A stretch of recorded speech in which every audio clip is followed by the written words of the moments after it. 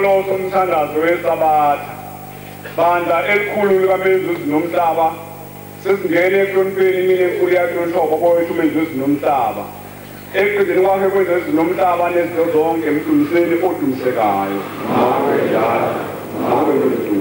emhlabeni nawe phezulu dumisana Jehova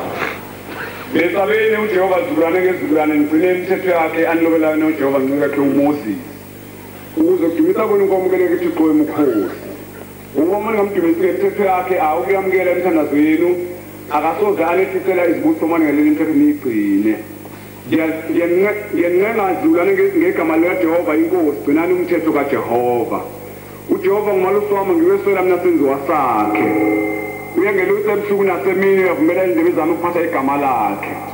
uyabuyisa umphefumulo wami ekulahlekeni kwawo angiholele endleleni zokulunga ngenxa yomsa wakhe noma ngihamba esigodini sethuzi lokufa ngiwesaba ukubi ukwehla ngosikaJehova siyakungivikela ngenxa yomsa wakhe uyena wendala isithebe somsa uyena wendala isithebe somsa wakhe uyena wendala isithebe somsa ebusweni bami wangijezisa phambi kwezitha zami wagcoba ikhanda lami ngamafutha indebe yami iyachichima impela ukuthi nomusa kuyangilandela imihla yonke ukuphila kwami ngiyakuhlala endlini kaJehova kuze kube sekufika kwensuku zami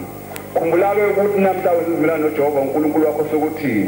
uyakuhlala endlini kaJehova kuze kube sekufika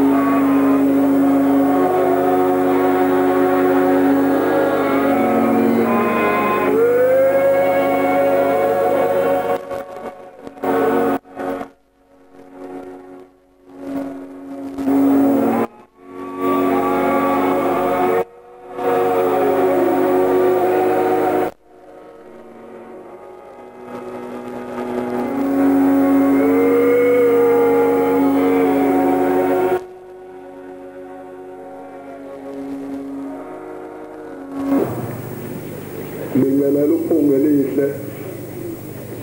obaba amakhosi abafundisi abavangeli abashumayeli abakhokheli indaba ethezi ithi ukuma kwami phambi kaNkulunkulu wababa bethu ombokotebo nodududu nosigxisempele kuyinhlanhla ukhonjwa umuntu wasezulwini ukukhuluma indaba kaNkulunkulu la Manazaretha ngokwazi kwami sangoma masosha umhlahlo siyayisibheme eqali ingoma engifuna sibheme ngayo amakhulu amabili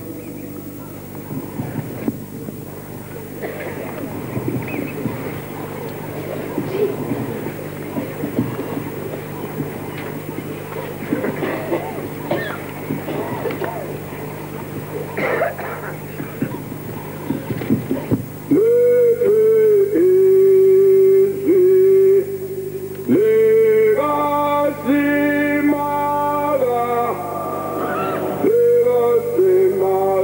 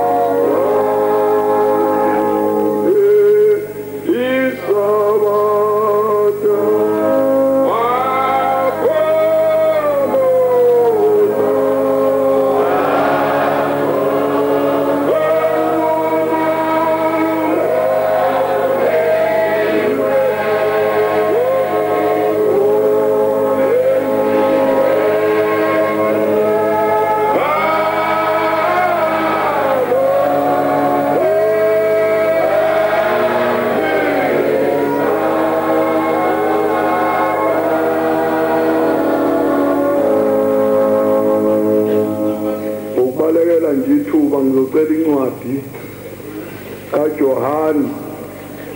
wesithathu Johani mawusuka ngale ngasisambulweni uya ngala ngakuJuda isahluko sokuqala ivesi ka12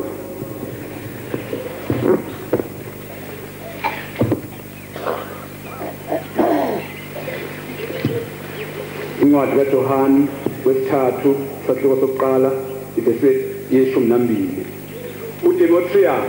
uDimetro ufakazelwa yibo bonke neqiniso uqobo lwalo nathi siyamfakazela nathi uqobo uDimetro lo siyamfakazela niyazi ukufakazela kwethu uyiqiniso benginokuningi kokuloba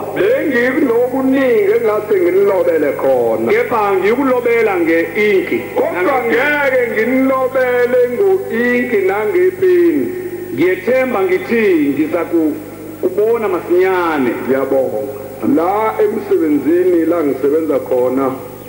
ngifakazela uDimetro nanguDimetro phambi kwethu inkosi enkulu yamaNazaretha uDimetro wasezulwini njengoba ngikhuluma ku-TV futhi ngikhuluma eradiyweni ngikhuluma ngeverbali ukuthi bonke abantu bangibona ibongwe inkosi yasePhakamisa manje-ke kukhona emsebenzini la ngisebenza khona enkampanini yaseDan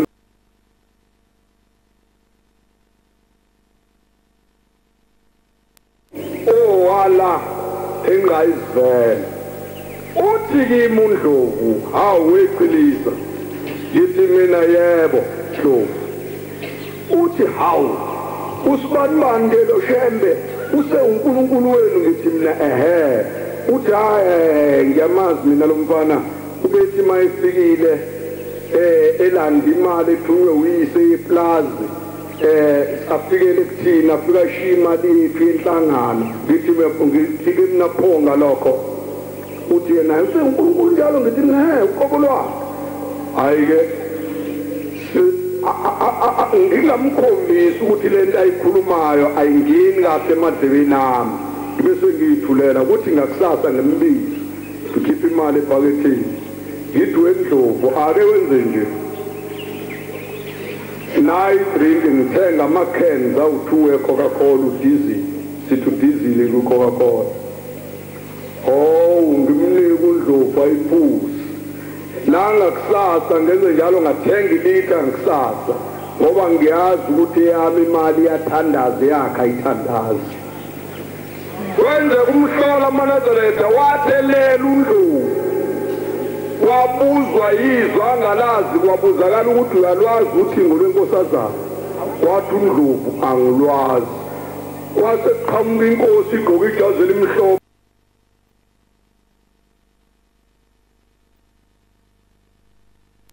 kwathiwa ilona ukuthi ngolwenkosazane le inkosi yasezulwini uNdlovu wakhala uNdlovu wabuya mangithi ngithenga unemena yakhe uthi hey angisawufuni unemena yakhe lo muntu wenu uNkulunkulu ngithi mina wathi ngani Ndlovu ngahlala phansi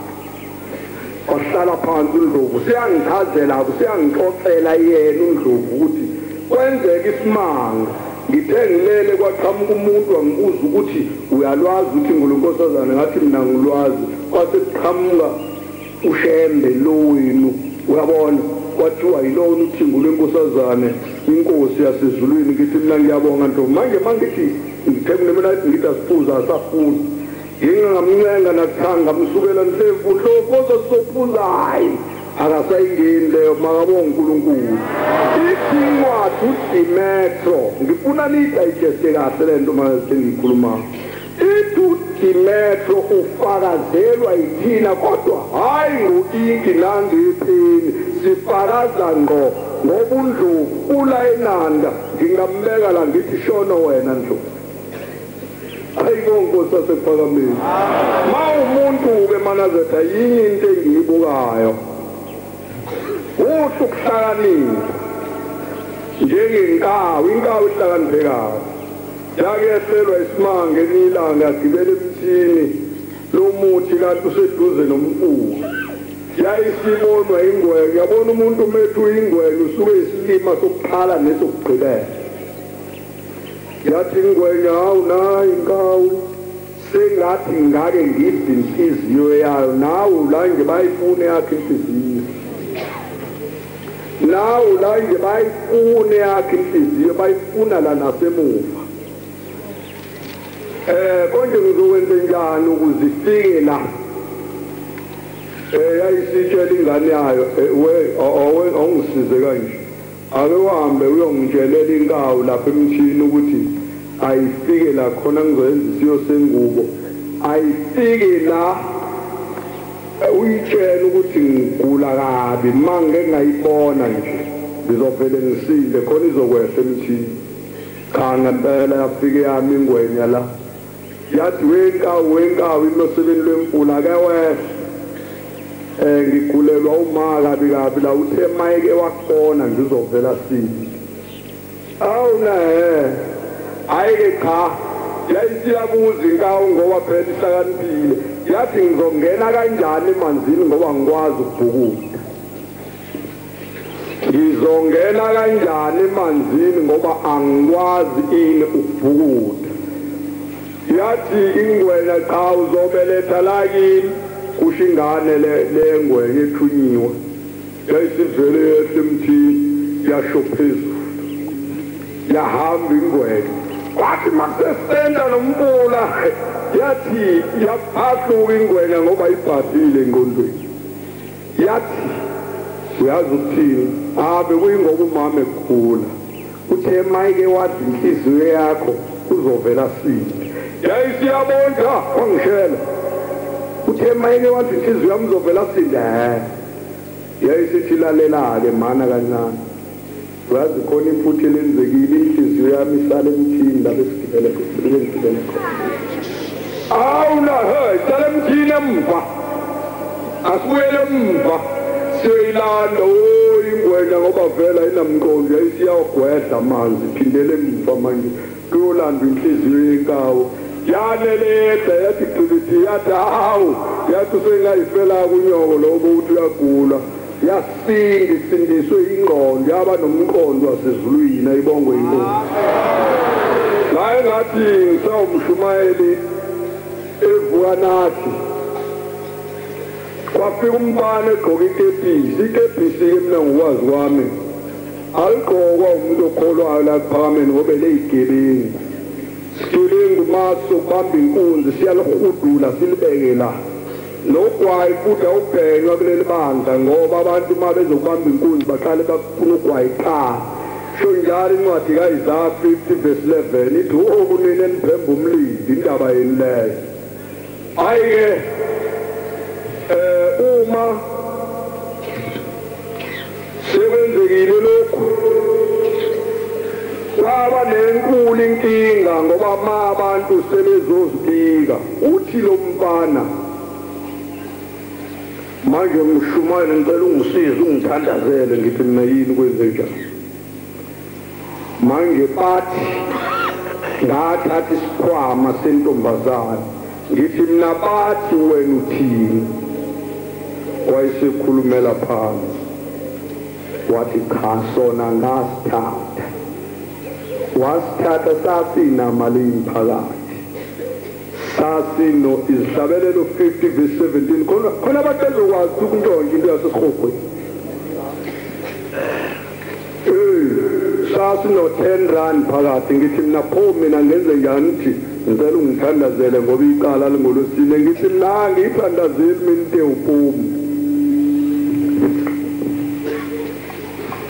uthi pho manje ngenze njani ngithi mina hayi lalela la yenza kanje wena hamba ufike lapha enkantolo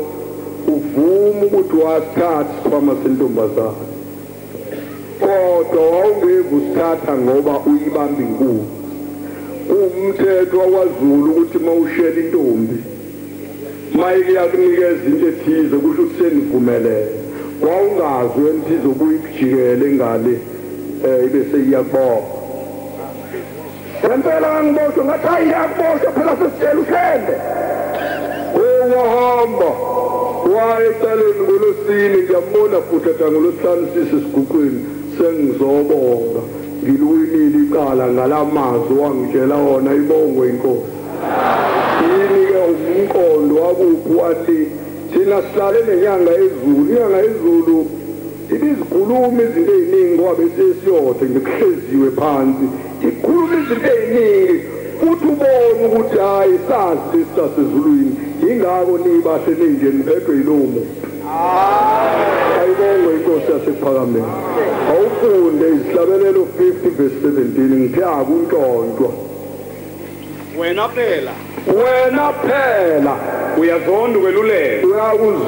ukwelulekwa ulahle amazwi ami ngoba uthatha amazwi ami walingisa umuntu umebhava walahle emva kwakho uma ubona isela awuthokoza nayo uyazi ukuthi ma umuntu ontshontshayo ngisho emsebenzini awuhlali ngiyabonga ngisho emsebenzini awuhlali ngoba phela wena uyeba wawaxosha umfana exoshela ukuthi nje untshontshe isifundo kokugovuza itiye kwakuphela komsebenzi njalo ngathi mina ma ungenanhlanhla usukunenkinga omunye umuntu ke ukuthi ma eya enkosini yasephakameni ayobi ukuthi baba ngikhuzukile ma ungafiki phansi ma uhamba uthi indaba kabani ngaye ngeze umfana ebike eJudiya baba enyangeni ezulu ngizobika baba ngiwe embhedeni ngilele inkosi ma uyiqaba ungakwazi ukulala embhedeni ngenzeni phomini ngoba udala itraffic engathi shuwa akayazi azoyikhuluma uNkulunkulu ngokhuluma into yaziyo ngoba uNkulunkulu akasona isithuli ngizwa kahle ngithe uDimetro ufakazelwa yithina ngayo yonke ithe ingoma esiculile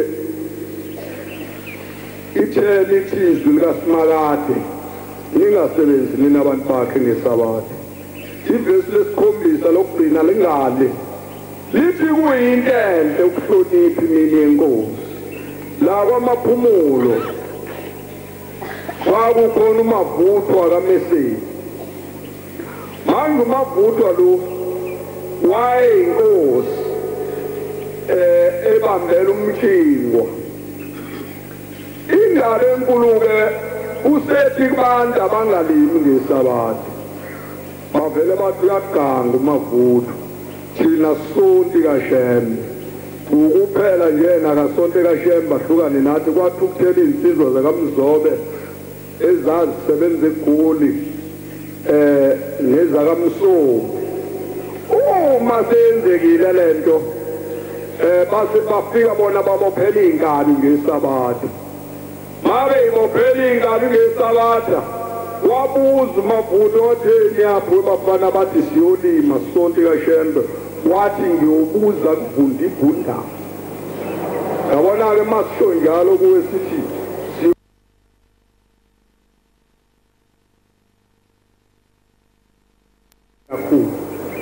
yenzeka indaba balima baqeda bathi nyaba selethi basayobhava ilanga libalele lalinganithi angazi ukuthi ngoba akhumula ingubo zabo bazibeka phezulu kwamake babhava ukuthi yini abathatha batholakala enzansi sebebambene kanje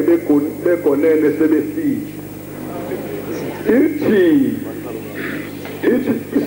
sihlabelelo odumazi isabatha kafe nokufa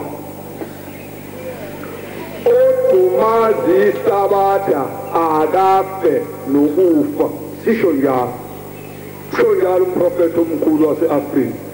khona enye ingoma engiyithanda kakhulu ngoba ubaba omkhulu izinto eziningi wazenza kakhulu yafika nenkosi ilanga yathuma khona lapho afika inyanga ezulu yathuma khona lapho namhlanje sinodimetro nangiphambi kwami ukuthuma khona lapho iyasha inqola yasezulwini ayibongwe inkosi manje ke uma senzeka le ndaba kuyatholakala ukuthi hayi ulobi isihlabelelo ngithi 34 lesi sihlabelelo uthi kwafika izazi ukhuluma inkulumo yasezulwini uyaprofeta kodwa zivele eMpumalanga ngifundela uZakaria 6:12 uthi wafika izazi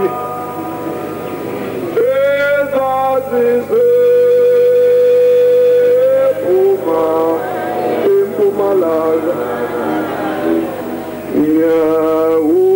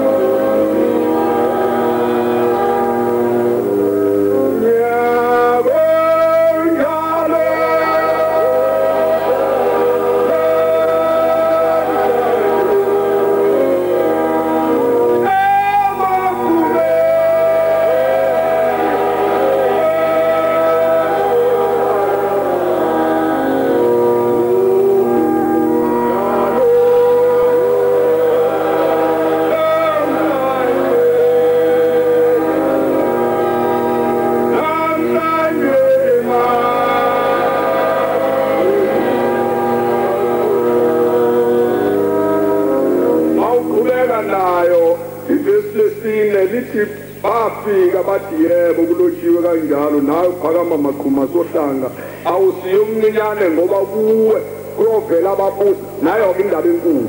kuyovela ababusi nayo indaba enkulu ke ngifuna ukuyikhuluma umntwana wakaphinda ngene nje mangibheka iphepha ngimbone mina inkosi yasezulwini kuthiwa ukhombi ithempele yathwalisambu baba obaba wathi kusekwandini ngangifunda phela ephepheni wangifikela ukuthi konje watholakala ephakameni uzalelwa kamakothe nje wayehlezi esitini lesibuphu ephakameni unini umagogo okay-ke Zakaria 6:12 ngifakazela leyo ndaba phela nomengameli wezwe wayebonke amadolobho wazovotaphi uhlanga indaba enkulu le usho kudala umprofethi omkhulu wase-Afrika wathi nawe phakama maqhuma sohlanga awusiyo omncinyane ngoba kuwe kuyovela ababusi funda usho kuye uthi njalo usho uJehova wamabandla uthi bheka umuntu ogama lakhe ligatsha othamile ngaphansi kwakhe akhe ithempeli kaJehova nale emahlabathini ekwandela ibongo inkosi yashiwo kudala kwathiwa nawe phakama maqhuma sohlanga usiye omncinyane ngoba kuwe kuyovela ababusi ngithe umengameli wezwe wawayekonke amadolobho wazovota ohlanga zonke izazi zivela ohlanga ngoba kwafika indaba enkulu kwafika ushele manje wena lo ubhataza ubambuyeka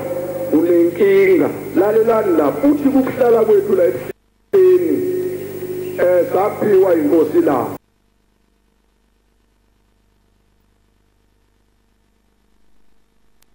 inkungumahlombe ithi lento yabona uJohane sesiphingini sasePhathama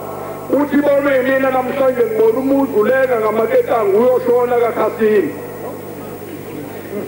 manje wena ukusola phake ngibuza njengoba singaki indawo ingekho sisangalunga khona enzani mawubheka nje ngibona ngathi sekungenziwa imihlanganyana emincane nje leyo September ngoba sibaningi kakhulu wayisho kudala yabonga uyena kudalo hayi namhlanje niyahluphake mina ngoba ikhohliswa yibo bonke abantu umntaqhamuka sholo kayinto boyibuza mawungayazi lo mzi sawuphiwa inkosi enkulu inyanga yezulu ubaba wobaba futhi ukhona nje koze kufuphe umhlaba amen mina ngibone lo ngihamba ngihlupha ngithi kwasha kwacima kwavutha amalangabi zihlupheni nina kodwa thini ubaba sinayo makuthiwa ephakameni kusengashiwi indonga usuke kushiushela uNkulunkulu noma ephansi besasa akazangabi uNkulunkulu sifundeni izinto manazetha hlakanipha kuhlale phezukweni njengalokho kade ngichaza ukuthi izinto zonke funeka uzilungise ngomqondo kodwa ube nengqondo yasezulwini hayi umhlaba ngoba leyo mhlaba iyaphela yaphenya indoda iphethe inkonzo yakho mangifunda imisebenzi 12:21 yaphenya indoda iphethe inkonzo yayisikhuluma wayo angakhuluma kaNkulunkulu waseqhamuka impethu ngaso leso sikhathi yaqeda ukuhlakanipha kuyena emile nje yaqhamuka impethu yaqeda ukuhlakanipha la ephakameni kulalelwa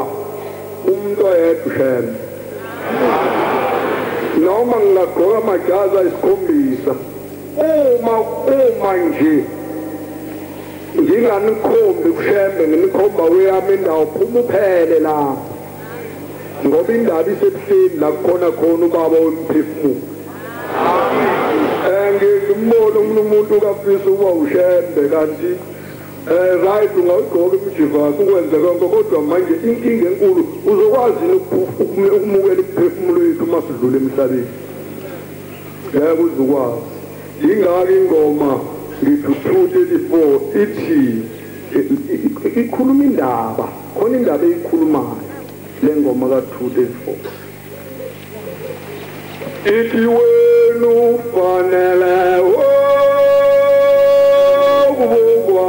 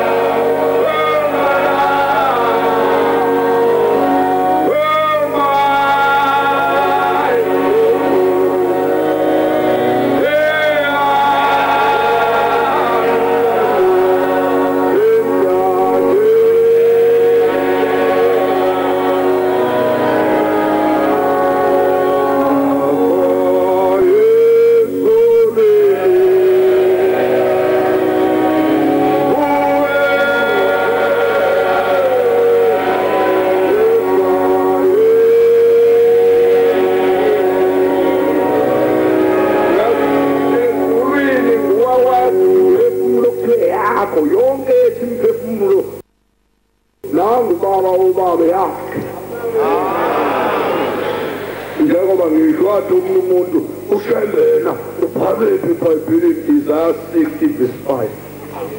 ukhona uzokwazi ushembe ubhaliwe eBhayibhelini wena ongabhaliwe ngoba uphumi umshiza nje ungabhaliwe obhaliwe ushembe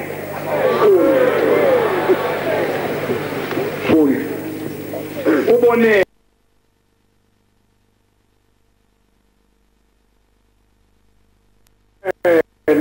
uhlangane ndawonye inhliziyo yakho yesabe inhliziyo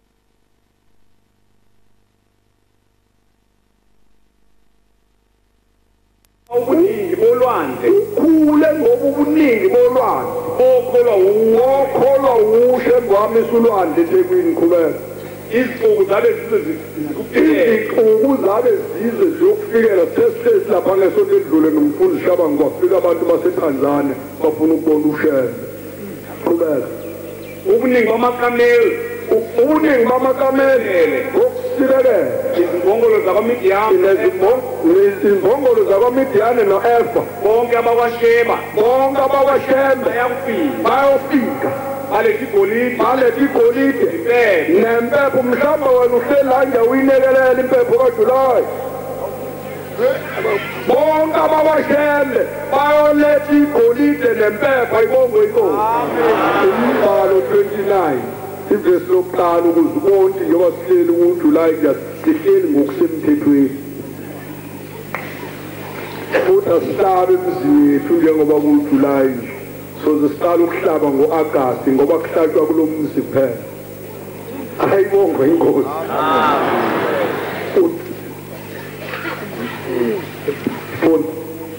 Nangenyanga yesikhombisa, inyanga yesikhombisa yipho nyakeni akuwona uJulayi.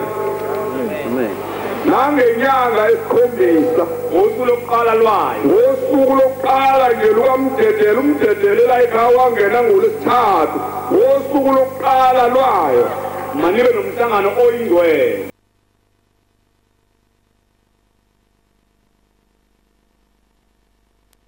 Oyingcwele, umhlangano kaJulayi umhlangano oyingcwele. Ningawenzi umsebenzi wemihla, ningasabi-ke emzini yenu nenze imisebenzi ngonyanga umhlangano. usuku lokushaya amacilongo kini, kuyisuku lokushaya amacilongo njengoba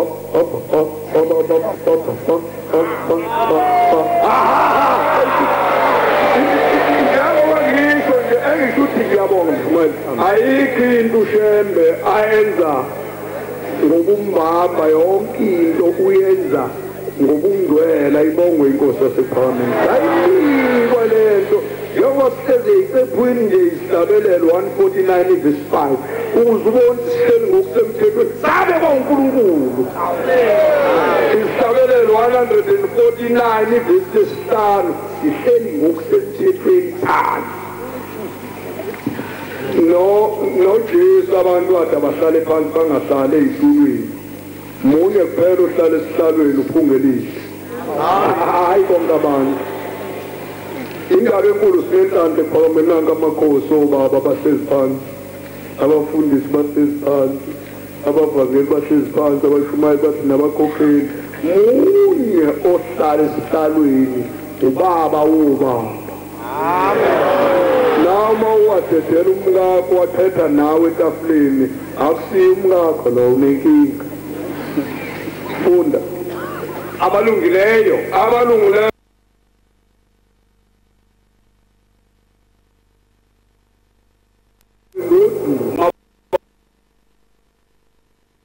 akube ngenjabulo kwendizabo yini ukhukho, yini ukhukho. Akulona wemguqe kulo nawo kulona lolu lwakho hlezi kulo. Uthi uJohane 6 verse 10 ithi uJesu wathi basanto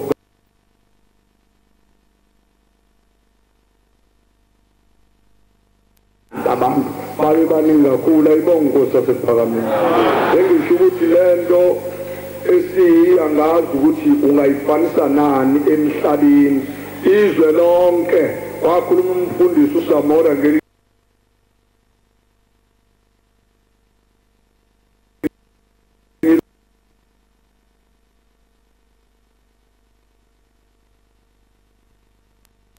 la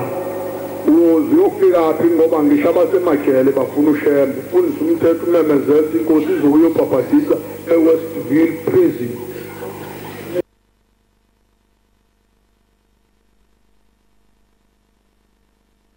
Ufuna uShembe abangaphansi komhlaba wafuna uShembe, wena uyaphuma la. Hayi kokunquma imbuzi ubuze kwa uphuma nje uhlakaniphile.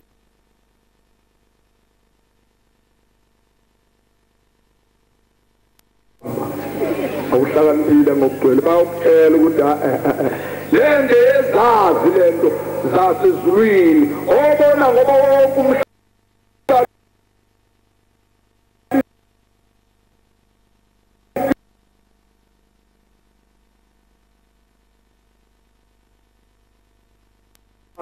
ugojobo ufonye ngontolwane umbuka mthethwa kwakhala otsotsi bathi otsotsi hawu kanti uShembe umhlangana ekusesithetheleni sifuna ukubona uqondile. Bathi uqondile wena ubona uqondile lo ingoba ungaboni nakancane uqondile lo ma ungaboni yakho ababambe sabalele sebefuna ukungena nezicathulo sathi wophela kumlani izicathulo niyombona uqondile ngaphakathi. Ayibonge inkosi yasePhalamende ukuthi-ke iqondile kusho otsotsi igebengu iphendamlomo sezimbonile ukuthi uwe nguwe. ngizwa kahle izigebengu qokolo sezimbonile uShembe uthi hayi court phela ngihamba nazo kumnala yitilelini